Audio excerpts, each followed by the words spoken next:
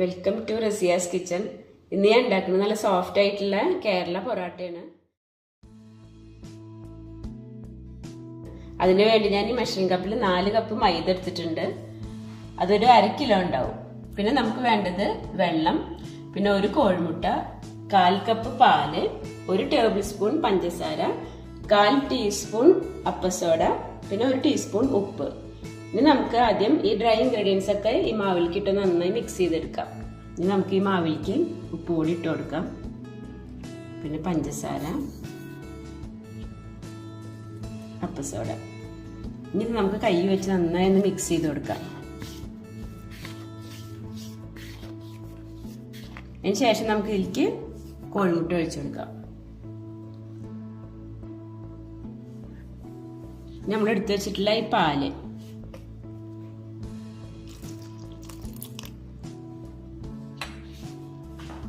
ഇതൊന്ന് നന്നായി മിക്സ് ചെയ്തെടുക്കാം.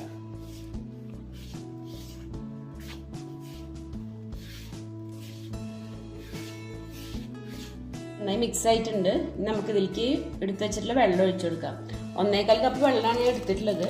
അത് കുറച്ച് ബാക്കി വെക്കുന്നുണ്ട്, നോക്കിയിട്ട് ഒഴിച്ചു കൊടുക്കാം.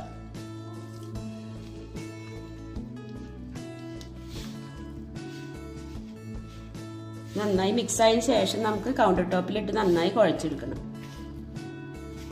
അപ്പം നമ്മുടെ മാവ് നന്നായി കുഴഞ്ഞു വന്നിട്ടുണ്ട്, നല്ല സോഫ്റ്റ് ആയിട്ടുണ്ട്.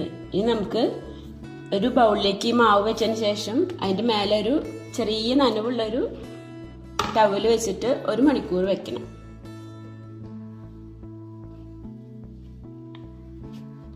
ഇങ്ങനെ വെച്ചതിന് ശേഷം നമുക്ക് അടച്ചു വയ്ക്കാം. അങ്ങനെ ആകുമ്പോൾ നല്ല സോഫ്റ്റ് ആയിട്ട് തന്നെ മാവ് ഇരുന്നോളും. ഇപ്പോൾ 1 മണിക്കൂർ ആയിട്ടുണ്ട്. ഇനി നമുക്ക് എത്ര വലിപ്പത്തിലുള്ള പൊറോട്ട വേണമെങ്കിൽ അതിനനുസരിച്ചിട്ടുള്ള വലിപ്പത്തിലുള്ള മാവ് നമുക്ക് കട്ട് ചെയ്തെടുക്കാം. അതിന് ശേഷം നമുക്ക് അത് നല്ല ബോളാക്കിയിട്ട് അതിന് മേലെ ഓയിൽ തടവി വെക്കാം. ഇത് 1 മണിക്കൂർ വെക്കണം നിർബന്ധമൊന്നും ഇല്ല കേട്ടോ, 1/2 മണിക്കൂർ വെച്ചാലും മതി. 1 മണിക്കൂർ വെക്കുമ്പോൾ ഒന്നുകൂടി സോഫ്റ്റ് ആയിട്ട് കിട്ടും നമുക്ക്.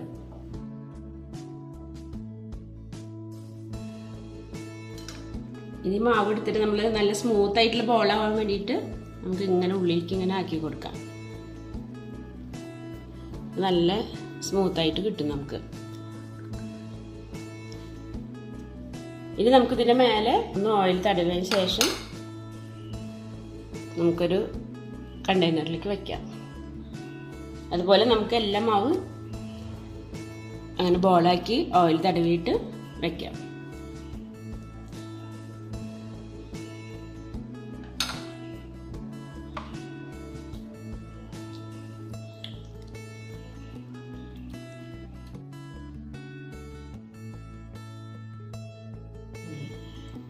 ഇപ്പം എല്ലാം ഞാൻ ബോളാക്കി എടുത്തിട്ടുണ്ട്. ഇനി ഇതിൻ്റെ മേലെ ചെറുതായിട്ട് നനച്ചിട്ടുള്ള ടവലൊന്ന് നമുക്ക് ഇട്ട് കൊടുക്കാം. എന്നിട്ട് ഒരു 3/4 മണിക്കൂർ വെക്കാം. അതിന് ശേഷം നമുക്കത് വീശിയെടുക്കാം.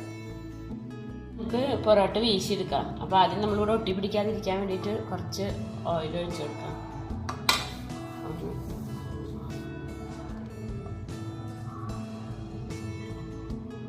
ഒന്ന് ആദ്യം കൈ കൊണ്ടൊന്ന് പരത്തി കൊടുക്കാം. നമ്മൾ കൈ കൊണ്ട് ഇങ്ങനെ പരത്തി കൊടുക്കുമ്പോൾ ഈ ഭാഗം കൊണ്ട് വേണം അത് പരത്തി കൊടുക്കാൻ.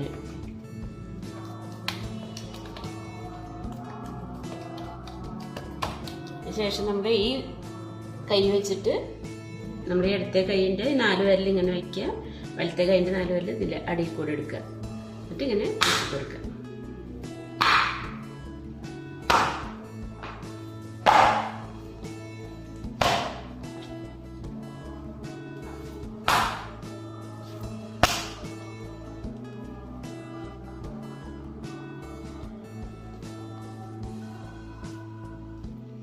ഇതുപോലെ നല്ല കനം കുറഞ്ഞിട്ട് ഉണ്ടാവും. നമുക്ക് അതിൻ്റെ മേലെ ഓയിൽ ഒഴിച്ചു കൊടുക്കാം.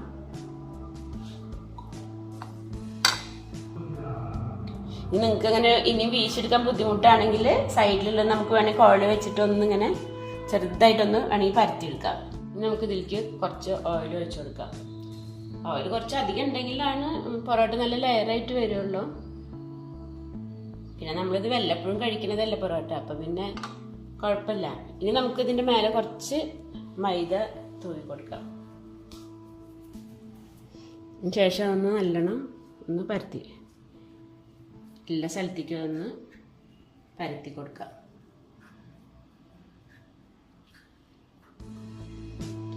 ഒരു സൈഡിൽ നിന്ന് ഇങ്ങനെ മെല്ലെ അതുപോലെ തന്നെ ഈ സൈഡിൽ നിന്ന്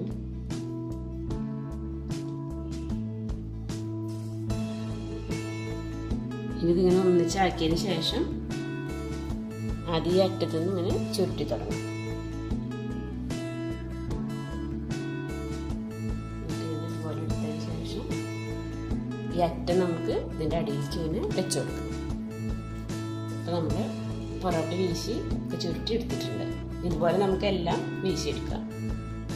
ഇപ്പം നമ്മൾ എല്ലാ മാവും വീശി എടുത്തിട്ടുണ്ട്. ഇത് ഒരു അരമണിക്കൂറിന് ശേഷം നമുക്ക് പരത്തി ചുട്ടെടുക്കാം. ഇനി നമുക്ക് ആ നനഞ്ഞ ടവൽ വെച്ചിട്ടൊന്ന് കവർ ചെയ്ത് വെക്കാം. ഇനി നമുക്ക് പൊറോട്ടൻ്റെ മാവ് പരത്തിയെടുക്കാം.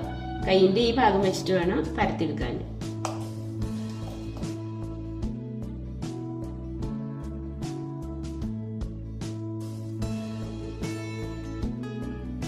ചൂടാൻ വേണ്ടിയിട്ട് പാൻ അടുപ്പത്ത് വെച്ചിട്ട് ചൂടായിട്ടുണ്ട്. നമുക്ക് ആദ്യം അതിൽ കുറച്ചൊന്ന് ഓയിൽ തടവി കൊടുക്കാം.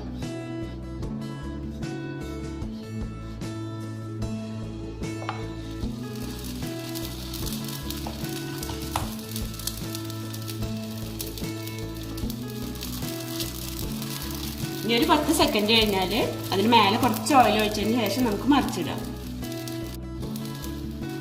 കുറച്ച് ഓയിൽ ഒഴിച്ചു കൊടുക്കാം. നമുക്കൊന്ന് മറിച്ചിട്ട് കൊടുക്കാം.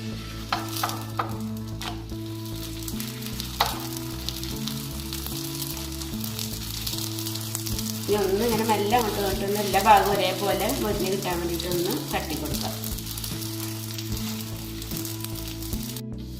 ഇനി നമുക്ക് ഒന്ന് മറിച്ചിട്ട് കൊടുക്കാം. ഈ സൈഡ് ആയിട്ടുണ്ട്. ഒരു മീഡിയം ഫ്ലെയിമിൽ വെച്ച് വേണം നമ്മളിത് ചുട്ടെടുക്കാൻ. എന്നാലും അതിൻ്റെ ഉള്ളൊക്കെ നന്നായി വെന്ത് കിട്ടുള്ളൂ. അതിനുശേഷം നമ്മളൊന്നും ഇങ്ങനെ അമർത്തി കൊടുക്കുക. ഇതിൻ്റെ അടിയിലത്തെ ആ സൈഡും കൂടി മൊരിഞ്ഞ് കഴിഞ്ഞാൽ നമുക്കിത് പാനിൽ മാറ്റാം.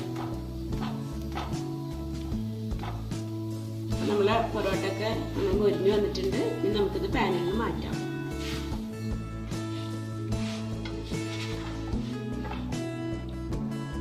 ഇനി നമുക്കിതിങ്ങനെ കൈ കൊണ്ട് നന്നായിട്ട് അടിച്ചെടുക്കണം. തിരിച്ച് കൈ ചൂടാകുമ്പോൾ വേണമെങ്കിൽ നമുക്കൊന്ന് ഇങ്ങനെ വെച്ചു കൊടുക്കാം കേട്ടോ. അപ്പം ഒന്ന് കയ്യിലൊരു സുഖം കിട്ടും.